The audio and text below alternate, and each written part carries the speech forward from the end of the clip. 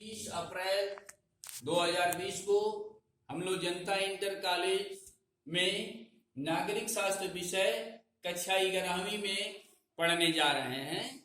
इसको पढ़ने से पहले एक हम आप लोगों को सलाह देंगे कि अपने हाथों को नियमित साबुन से 20 सेकंड तक धोते रहें। मास्क लगा कर रहें या मास्क न हो तो कोई रुमाल गमछा आदि लगाएं अपने मुंह पर। सोशल डिस्टेंसिंग बनाकर रखें। भीड़ भाड़ वाली जगहों पर न जाएं। संभव हो तो घर में ही हमेशा रहने का प्रयास करें और कोरोना वायरस को पराजित करके भारतीय लोकतंत्र का परचम दुनिया में लहराने का प्रयास करें। प्यारे बच्चों, आज हम लोग संविधान पढ़ने जा रहे हैं। संविधान शब्द अंग्रेजी के कॉन्स्टिट्यूशन से बना है। कॉन्स्टिट्यूशन अंग्रेजी का शब्द है जिसका लैटिन में कॉन्स्टिट्यूट से यह बना है। कॉन्स्टिट्यूशन, कॉन्स्टिट्यूट का अर्थ होता है बनावट, शारीरिक बनावट से संबंधित है। माने कानून की बनावट के संदर्भ में इसका हम प्रयोग करते हैं। तो संविधान की व्याख्या करेंगे हम। संविधान उन नियमों और कानूनों का संग्रह है जिससे किसी देश का शासन व्यवस्था चलाया जा सकता है।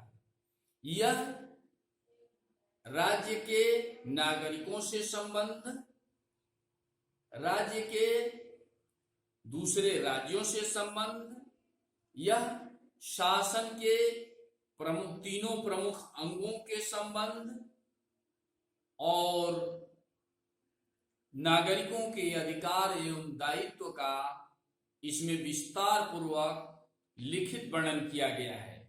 संविधान दुनिया का दो प्रकार का होता है, एक लिखित होता है, दूसरा अलिखित होता है। अलिखित दस्तावेज जो है वह अलिखित संविधान ग्रेट ब्रिटेन का है और लिखित संविधान के उदाहरण के रूप में अमेरिका का संविधान है और भारत का संविधान है।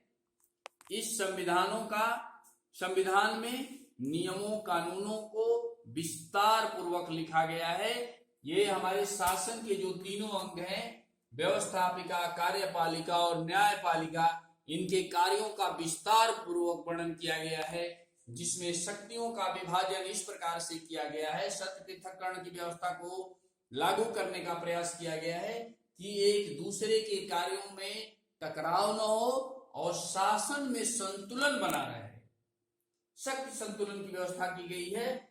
यहाँ भारत के संविधान में ऐसा विधान किया गया है और न्यायपालिका के न्यायिक पुनरावलोकन के सिद्धांत को भी अपनाने का प्रयास किया गया है। प्यारे बच्चों, जब हम संविधान की बात करते हैं तो संविधान उन लिखित नियमों कानूनों का संग्रह है जिसके माध्यम से देश का शासन प्रणाली चलाया जा सके, देश के लोगों का जीवन सुखी हो, समृद्ध हो, वैभवशाली हो, न्याय पूर्वक रहे, कानून के अनुसार शासन चले। यह विधान संविधान में किया जाता है।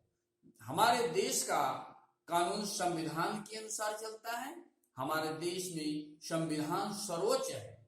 संविधान की सर्वोच्चता की धारणा हमने अपनाई है। विभिन्न देशों से संविधान निर्माण के समय, संविधान निर्माण का बाद में व्याख्या करेंगे, अभी हम संविधान के बारे में बोल रहे हैं, इसलिए यह हम प्रसंग अब ये है कि किन किन देशों से क्या क्या अवधारणा हमने स्वीकार किया है जिससे कि हमारे नागरिकों का जीवन उच्च कोटि का हो सके, उनको न्याय मिल सके, स्वतंत्रता, समानता, भ्रातृत्व की समाज में भावना रहे, एक आदर्श स्थापित हो। और क्योंकि हम जानते हैं कि संविधान समाज का दर्पण होता है, इसलिए इसका हम वर्णन करेंगे। अभी किन किन देशों से संविधान के कौन कौन से भाग लिए गए हैं, इनका अब हम व्याख्या करते हैं। ये ब्रिटेन है, ब्रिटेन से संसदीय शासन प्रणाली हमने अपनाई है, लेकिन संसद की सर्वोच्चता को न अपनाते हुए हमने संविधान की सर्वोच्चता अपनाई है। और ब्रिटेन के संविधान से हमने कानून की शासन को भी स्वीकार किया है। दूसरा है, ब्रिटेन के बाद अमेरिका आता है, यूएसए से हमने मौलिक अधिकार लिए हैं, अपने संविधान में स्वीकार किए हैं। मौलिक अधिकार एवं न्यायिक पुनरावलोकन का सिद्धांत लिया है, जिसका वर्णन हम बाद में करेंगे, हमारे संविधान में दिया गया है। अगले क्रम में कनाडा के बारे में हम चर्चा करेंगे।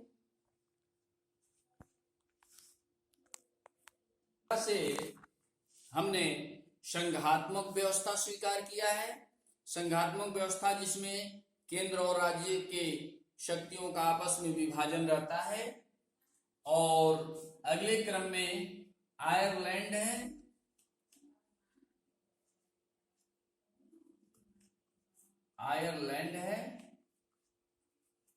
आयरलैंड से हमने नीति निर्देशक सिद्धांतों को लिया है। और इस तरह से हमने ब्रिटेन, अमेरिका, कनाडा, आयरलैंड और फ्रांस से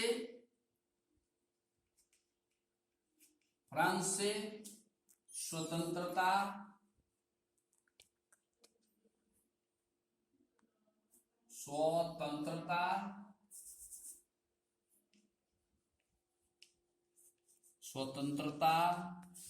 समानता एवं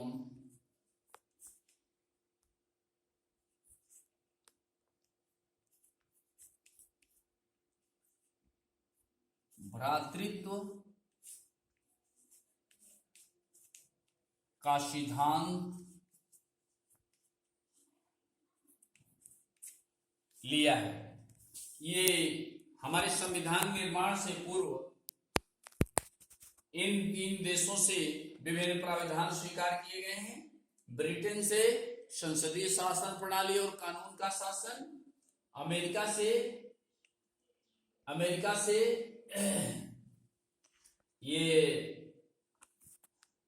मौलिक अधिकारों का सिद्धांत एवं न्यायिक पुनरावलोकन का सिद्धांत, कनाडा से संघात्मक सिद्धांत, आयरलैंड से मूलभूत निर्देशक सिद्धांतों का सिद्धांत, फ्रांस से स्वतंत्रता, समानता एवं बंधुत्व के सिद्धांत के आदर्शों को लिया गया है। इसके अतिरिक्त भारत का एक बहुत लंबा इतिहास रहा है। हम ब्रिटेन के अधीन रहे हैं और ब्रिटिश लोग जो कानून हमारा शासन चलाते थे, उन्होंने जो विभिन्न समयों पर जो भारत शासन अधिनियम जो लागू किया, उनके प्राविधानों में से जो गवर्नमेंट ऑफ इंडिया एक्ट 1935 आया और भारत स्वतंत्रता अधिनियम